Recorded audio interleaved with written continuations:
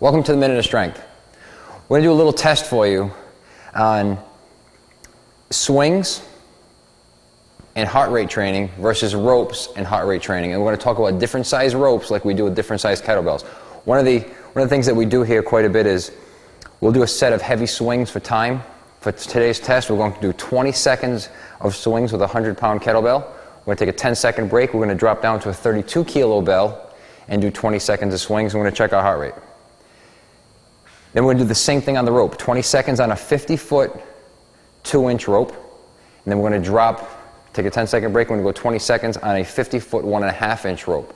What we've just created, so you have more versatility with ropes, is we now have a 60, a 70, an 80, and a 100-foot rope available to you. So that you would use these ropes as you would use different size kettlebells. So you can start working from a heavy rope, longer rope, down to a shorter rope, lighter rope, also mixing in thick and thin, 2-inch and 1.5-inch.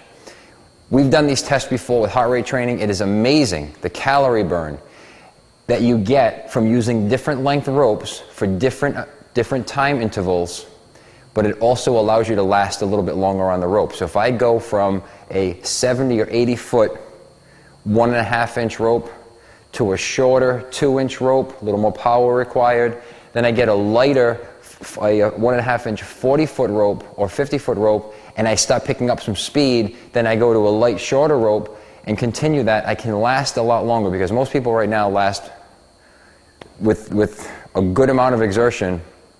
They're working for 30 seconds to a minute and they're wiped. Their heart rate's up 80, 90% and they need a break.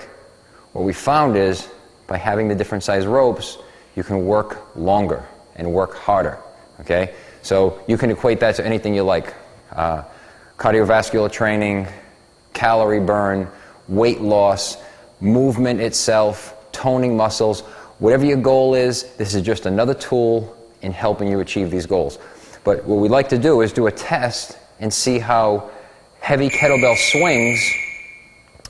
swings correlate to heavy rope training. All right, so let's try this. My heart rate right now is at 75, and we're going to go for 20 seconds now.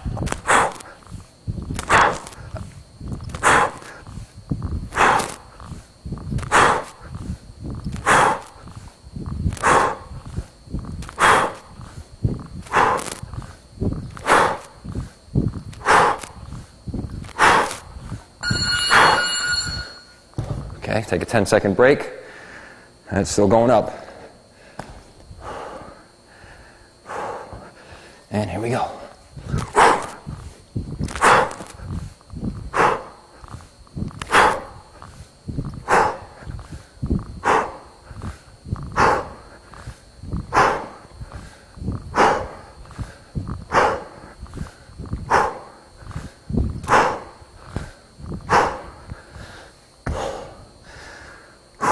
Okay, 137, 138, 140,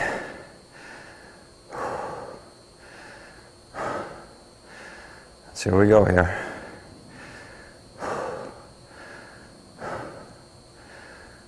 Okay, we peaked at 140. We'll take a little break, get my heart rate back down to 75, and we'll hit the ropes. Okay, there we go. Okay, now my heart rate's back down to 75. We're going to do the same thing with the ropes.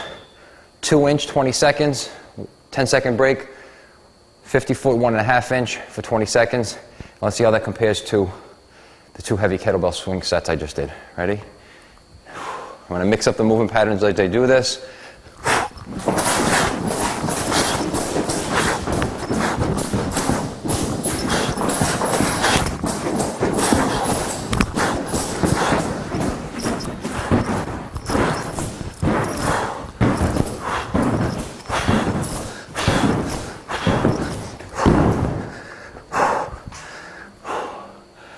Okay, 5 seconds.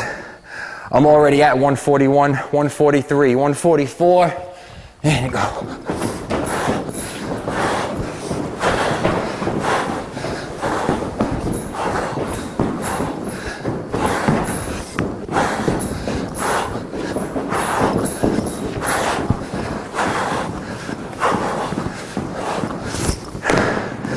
Okay, same amount of time put in, rope training only. 156, 157,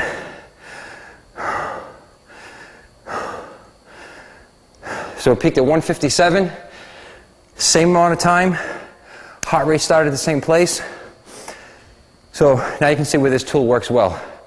We're using the Polar FT80, phenomenal tool in tracking exactly this type of progress and tracking the zones that I need to be in to maximize my cardio. Look at this, I still can't breathe. My cardiorespiratory system, fantastic tool when we start to add 60, 70, 80-foot ropes.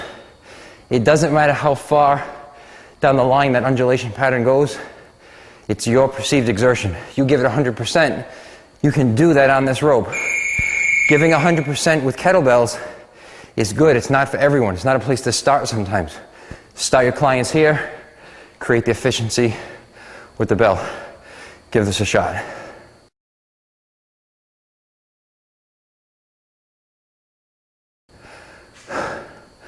Dude, that was nuts.